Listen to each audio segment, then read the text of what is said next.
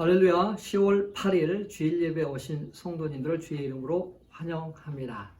오늘의 말씀은 요한복음 8장 12절에서 14절입니다. 요한복음 8장 12절에서 14절 말씀 우리 같이 한 목소리로 읽도록 하겠습니다. 예수께서 또 말씀하여 이르시되 나는 세상의 빛이니 나를 따르는 자는 어둠에 다니지 아니하고 생명의 빛을 얻으리라. 바리새인들이 이르되 내가 너를 위하여 증언하니 내 증언은 참되지 아니하도다. 예수께서 대답하여 이르시되 내가 나를 위하여 증언하여도 내 증언이 참되니 나는 내가 어디로 오며 어디로 가는 것을 알거니와 너희는 내가 어디서 오며 어디로 가는 것을 알지 못하느니라. 아멘. 오늘은 에고에임이 나는 뭐뭐이다 시리즈 두 번째 시간으로 나는 세상의 빛이다 라는 제목을 가지고 함께 말씀을 나누도록 하겠습니다. 자, 이 사람은 누구일까요? 한번 맞춰보십시오. 이 사람은 미국 사람입니다. 그는 가난해서 정규 교육을 2년밖에 받지 못했습니다. 2년 동안 가장 기초가 되는 읽고 쓰고 계산하는 것을 배울 수 있었습니다. 이후로는 책이나 스스로 경험을 통해서 지식을 습득해 갑니다. 그는 젊었을 때부터 이제 사업을 하게 되고 그는 발명가입니다. 그가 발명한 것 중에 피레침이 있습니다. 난로가 있습니다. 흔들 의자가 있습니다. 미국인들이 이분을 존경합니다. 이분은 또 정치가이기도 하고요. 미국의 독립선언문 작성에도 관여했습니다. $100짜리 지폐에 그의 얼굴이 그려져 있습니다. 누구일까요? 벤자민 프랭클린입니다. 그는 자기가 사는 필라델피아 시민들에게 선한 일을 하길 원했습니다. 그래서 어두운 캄캄한 밤에 그 어둠을 밝히는 등을 만들어서 집 바깥에다가 걸어 놓았습니다. 처음에는 사람들의 반응이 의아했습니다. 이상하게 생각했어요. 보통 그때까지만 해도 등불은 집 안에 두었는데 그분은 바깥에 뒀어요. 그래서 이상하게 생각했지만 시간이 지나면서 사람들이 좋아하게 됐어요. 집 바깥에 등불이 있으니까 밤에 지나가는 사람들이 넘어지지 않았어요. 멀리서도 방향을 볼 수 있었습니다. 이것을 좋게 여긴 사람들이 한 명, 두 명 조인하기 시작했어요. 그래서 길거리가 환하게 되었어요. 그것이 바로 가로등의 시초가 되었던 것이죠. 만약에 가로등에 불이 없다면 얼마나 캄캄하고 무섭겠습니까? 이 가로등이 있기 때문에 우리가 안전을 느끼고 또 분별을 할 수 있는 그러한 것이 있죠. 자, 이렇게 한 사람의 행동은 많은 사람들에게 변화를 가져왔습니다. 그의 착한 행실을 보고 그들 또한 빛을 비치고 밖을 환하게 한 그런 빛의 삶을 살게 되었습니다. 자, 오늘은 세상의 빛이다 라는 제목을 가지고 말씀 드릴 건데요. 빛이 없으면 자신의 실체를 깨닫지 못합니다. 바리새인들과 서기관들, 그들은 사내들은 공회원 멤버들이죠. 종교적으로 율법 또 어떤 경제적으로 신분적으로 굉장히 높은 사람들이죠. 그들의 사내들인 공회에서 종교적인 정치적인 자치권을 행사하기 위해 설립된 유대인 최고 기관입니다. 유대사에서 발생하는 어떤 그런 갈등들을 이렇게 조정하고 또 율법에 따라서 옳고 그름을 판단하는 그러한 권한을 가지고 있었어요. 그래서 사람들이 그 사람들에게 일정한 권위를 부여하고 또 존경하기도 했습니다. 그들에게 물어보기도 했습니다. 근데 예수님이 나타나고 나서는 사람들이 그 모든 사람들이 예수님께 가는 거예요. 어느 날 아침에도 예수님이 성전에서 가르치니까 사람들이 막 모여들기 시작했어요. 서기관들 바리새인들은 시기 질투해서 그는 나사렛에서 온 사람이야.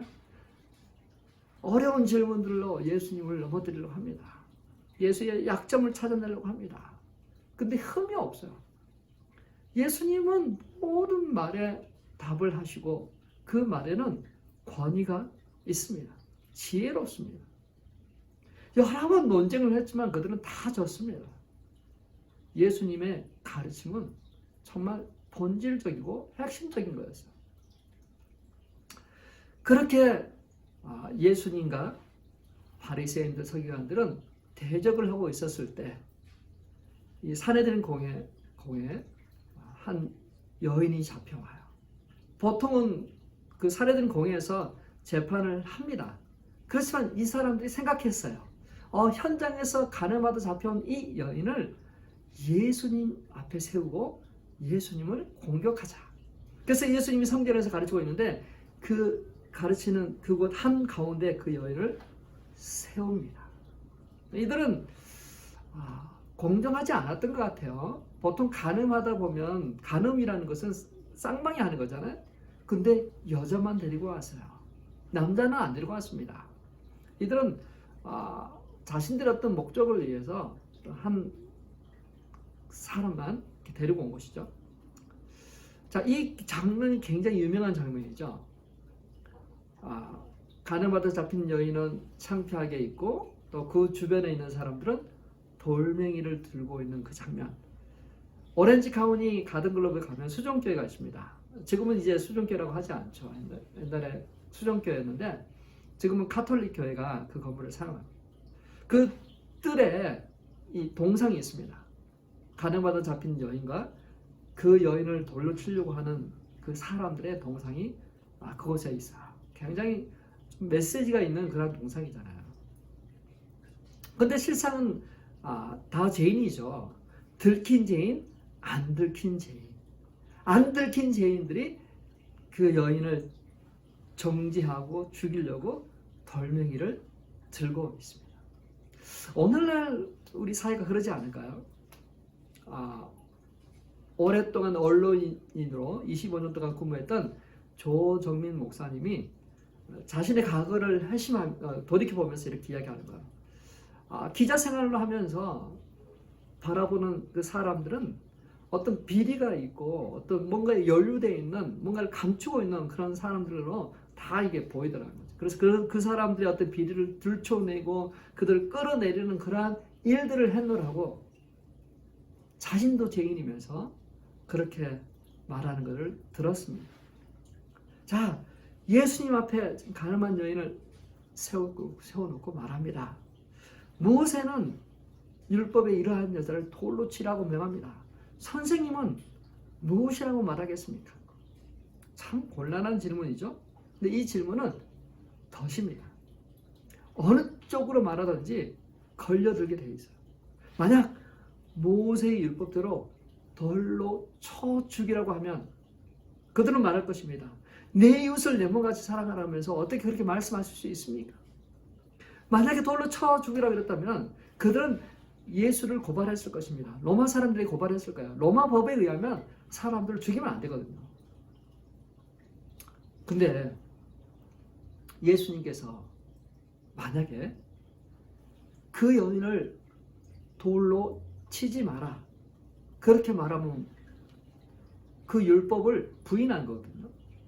그래서 그 율법을 부인하는 거기 때문에 그들은 또 예수를 공격할 거예요.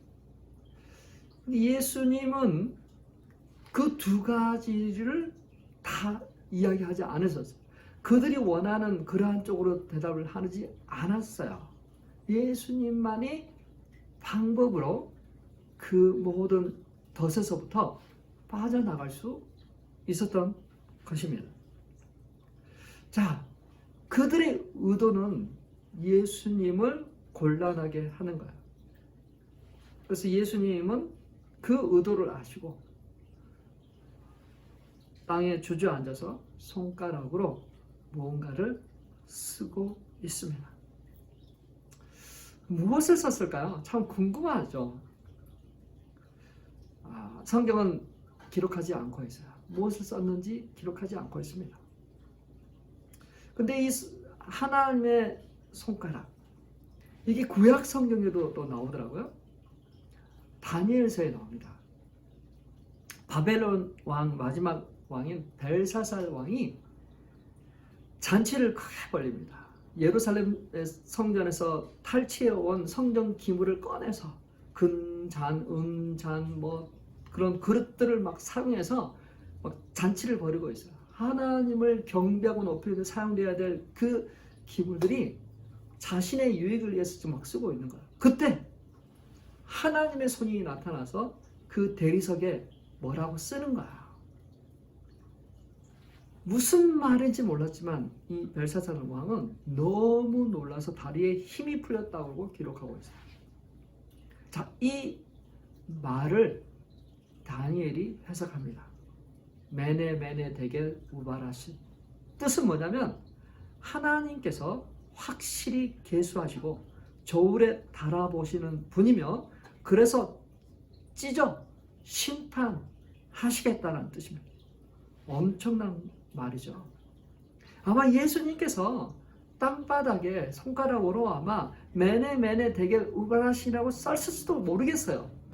하나님께서 확실히 계수하시고 저울에 달아보는 분. 그래서 찢어 심판하시겠다. 너희의 죄가 이렇다라고 아마 썼을지도 모르겠어요. 인간들은 율법을 가지고 죄인지 아닌지 알았습니다. 근데 율법을 가지고도 그들은 자신의 죄를 보려고 하지 않았어요. 대신 상대방의 죄만 지적했습니다. 예수님께서 그러한 그들의 내면 세계를 보시고 감추어져 있는 그들의 죄를 들춰내시고 그들로 하여금 자신의 것을 직면하게. 그래서 예수님께서 일어나서 이야기합니다. 너희 중에 죄 없는 자가 먼저 돌로 치라. 죄 없는 중에 죄 없는 자, 그 사람이 먼저 저 여인을 돌로 쳐라. 어떻게 반응했을까요? 요한복음 8장 9절입니다. 같이 있습니다.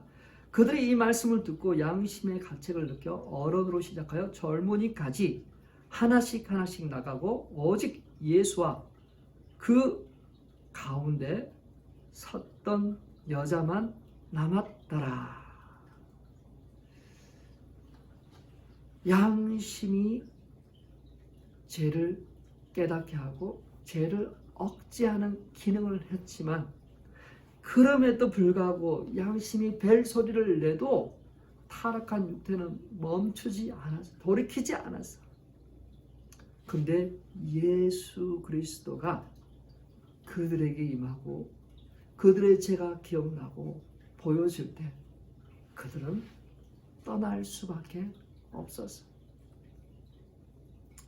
자, 주님은 어둠을 밝히는 빛이십니다. 이 빛은 태양빛이 아니에요. 물리적인 빛도 아닙니다. 나는 세상의 빛이요라고 선언하셨을 때 우리가 말하는 그런 빛이 아닙니다. 해와 달, 전기 그런 빛이 아니에요. 창세기 1장 2절에서 5절입니다. 같이 읽습니다. 땅이 혼돈하고 공허하며 흑암이 깊음 위에 있고 하나님의 신은 수면에서 운행하셨습니다. 그러한 때에 하나님이 가라사대 빛이 있으라 하심에 빛이 있었습니다. 자, 그래서 빛을 낮이라 칭하시고 어둠을 밤이라 칭하시고 이게 첫째 날이에요.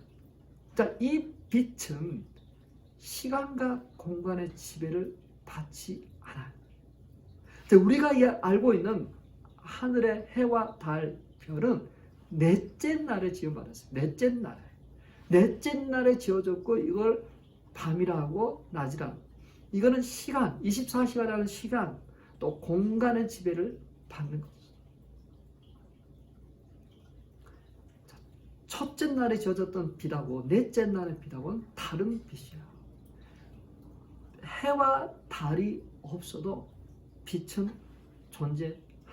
이것이 바로 하나님의 빛이에요. 하나님의 말씀, 태초에 말씀이 계시니라. 이 말씀이 하나님과 함께 계셨으니 이 말씀이 곧 하나님이시라. 만물이 그로 말미암아 지은 바 되었으니 지은 것이 하나도 그가 없이는 된 것이 없느니라. 참 빛 곧 세상에 와서 각 사람에게 비치는 빛이 있었나니 그 빛은 곧 예수 님이라. 세례 요한도 이야기했어요. 나는 그 빛이 아니라 그 빛에 대하여 증거하는 자라. 예수 그리스도가 나는 세상의 빛이라 하셨습니다. 요한계시록에도 보면 새 예루살렘에는 해나 달의 비침이 없이 하나님의 영광의 감치가 비쳐서 그것이 충만하다고 했어요. 그 빛이 있는 곳에는 눈물이 없습니다. 죽음도 없고 슬픔도 없고 아픔도 없습니다. 나는 세상의 빛이다. 이 빛으로 인해서 사람들은 지각이 생기고 자신의 상태를 지성과 도덕적 감각을 가지게 됩니다. 근데 이 빛에 대해서 우리가 이야기할 때 종종 물리적으로 약간 설명도 합니다. 빛을 비추면 어둠이 물러가잖아요. 어둠 속에 있으면 보이지 않는 분간하는 상태를 잘 파악하지. 그러나 빛이 비춰주면 주변이 보이고 분별력이 생깁니다. 아름다운 세상이 보여. 태양빛이 강합성을 통해서 식물에 열매를 맺게 하듯 빛의 자녀들이 되었을 때 열매를 맺기 시작합니다. 이 빛은 생명의 빛입니다. 이 빛은 하나님으로부터 그리스도를 통하여 우리에게 주어진 빛. 이 빛은 성경에서 참 지식, 참 거룩, 참 행복을. 자, 유대인들에게는 죄를 깨닫게 하는 율법이 분명히 있었어요. 그러나 깨닫지 못했습니다. 위선자가 되었습니다. 다른 사람을 정죄하는 자가 되었어요. 예수님께서 말씀하셨을 때 누구든지 죄 없는 자가 먼저 돌로 치라. 그 한마디에 그들의 경건, 그들의 상태는 들통난 거죠. 양심의 가책을 느꼈어요. 이것이 바로 빛의 힘입니다. 그 여인을 치려고 했던 그 많은 사람들이 다 떠나고 여인만 남습니다. 예수님께서 그 여인에게 이야기하여 평안히 가라 하면 가서 다시는 죄를 범하지 말라고 했어요. 자, 이 빛은 분명히 다른 빛입니다. 모세가 신기하게 했던 빛이에요. 그 떨기나무에 불이 붙었으나 꺼지지 않는 불. 사도 바울이 다메섹 도상에서 태양보다 더 밝은 빛 앞에서 예수 그리스도를 접하게 되죠. 이 빛이 비춰질 때 우리의 심령은 소생하고 살아나고 깨닫게 되고 하나님의 거룩함 속에서 하나님의 그 지혜를 알게 됩니다.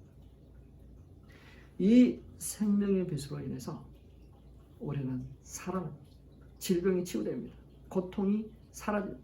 매었던 게 풀려집니다. 치유하는 강선, 의로운 해가 우리 가운데 임합니다.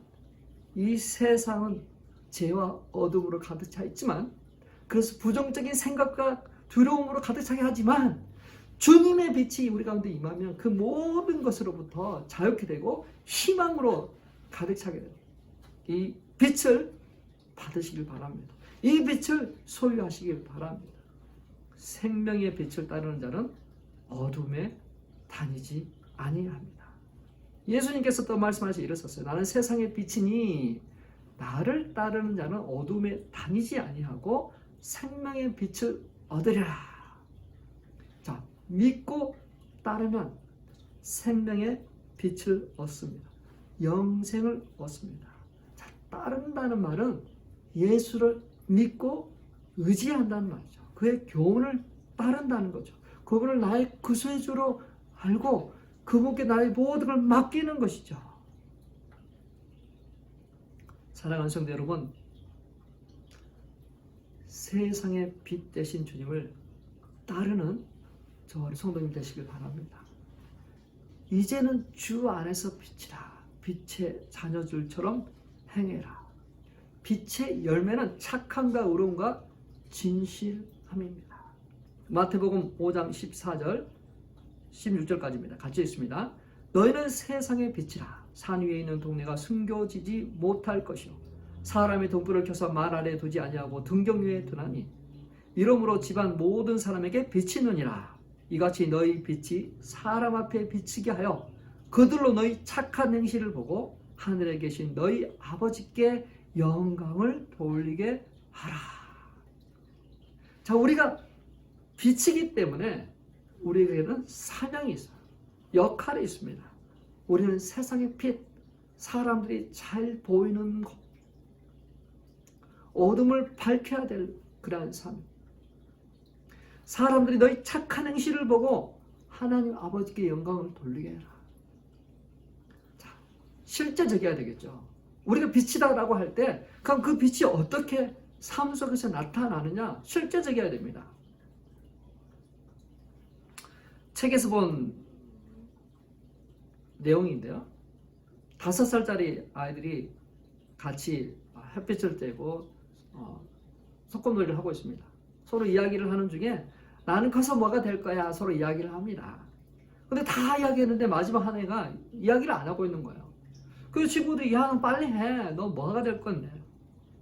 망설이다가 드디어 결심한 듯이 벌떡 일어납니다. 그리고 햇볕이 쫙 비치는 그런 벽에 딱 가서 딱 씁니다. 그리고 말합니다. 나는 햇볕이 될 거야. 나는 햇볕이 되고 싶어. 너희들 다 여기 와봐. 아이들도 가서 등을 쫙 대니까 등이 뜨뜻하다. 너무 좋아하는 거. 그 모습을 지켜보던 한 어머니가 애플을 깎아서 아이들을 먹으면서 그 아이에게 물어봅니다. 너는 왜 햇빛이 되고 싶어? 우리 할머니가 시장에서 나무를 파는데 우리 할머니가 앉아 계신 곳은 햇빛이 잠깐 왔다가 사라지는 거예요. 그래서 할머니는 늘 추워한다. 그래서 햇빛이 되어서 할머니를 하루 종일 따뜻하게 비춰주고 싶다는 거예요. 자, 어린 아이도 햇빛이 되어서 따뜻하게 그 할머니 마음을 따뜻하게 해주고 싶어하는 그 마음. 자, 우리가 세상의 빛, 세상의 빛이에요.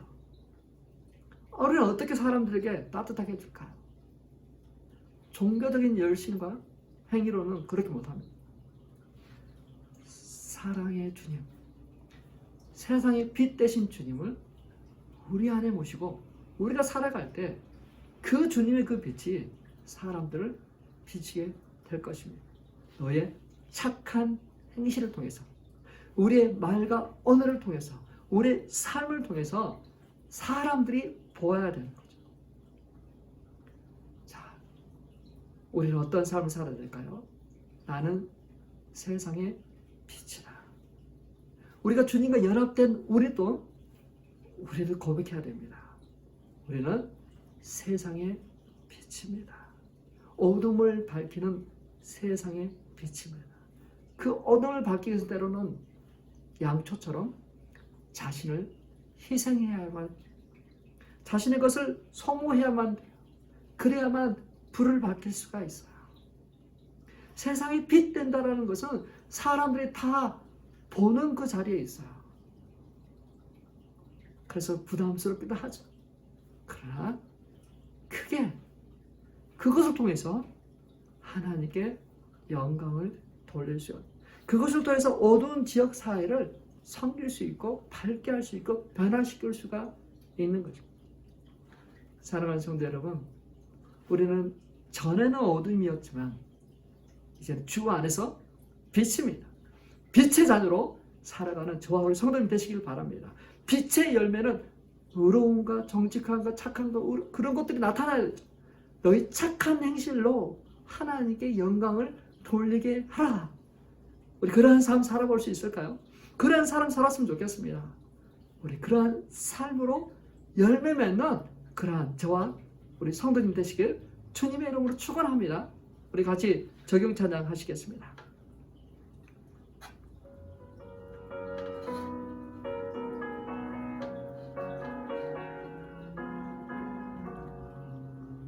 믿음으로 햇빛 비추니 그 영광 찬란해. 이 세상 어떤 빛보다 이 빛 더 빛나네. 주 주의 영광 빛난 왕자 내게 비춰 주시옵소서. 그 밝은 얼굴 배울 때 나의 영혼 기쁘다. 내 영혼에 노래 있으니 주 찬양합니다. 주 귀를 기울이시사 다 듣고 계시네.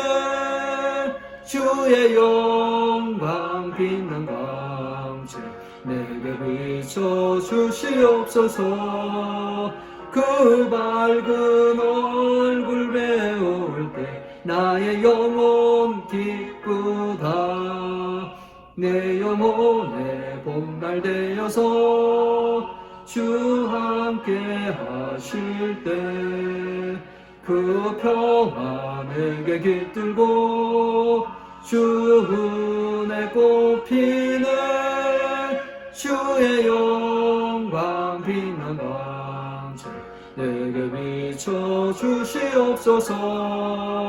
그 밝은 얼굴 배울 때 나의 영혼 기쁘다. 내 영혼에 희락이 있고 큰 소망 넘치네. 주 예수 복을 주시고 또 내려주시네. 주의 영광 빛난 광채 내게 비춰 주시옵소서. 그 밝은 얼굴 배울 때 나의 영혼 기쁘다.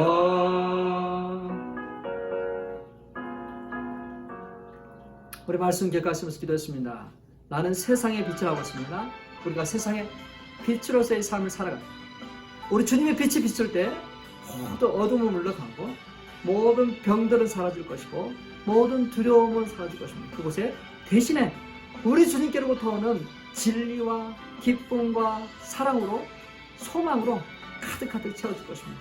네, 그것을 위해서 같이 한번 기도합니다. 하나님 아버지 감사합니다. 하나님, 우리가 전에는 어둠이었으나 예수 그리스도로 말미암아 우리에게 빛의 자녀가 되게 하시니 감사합니다.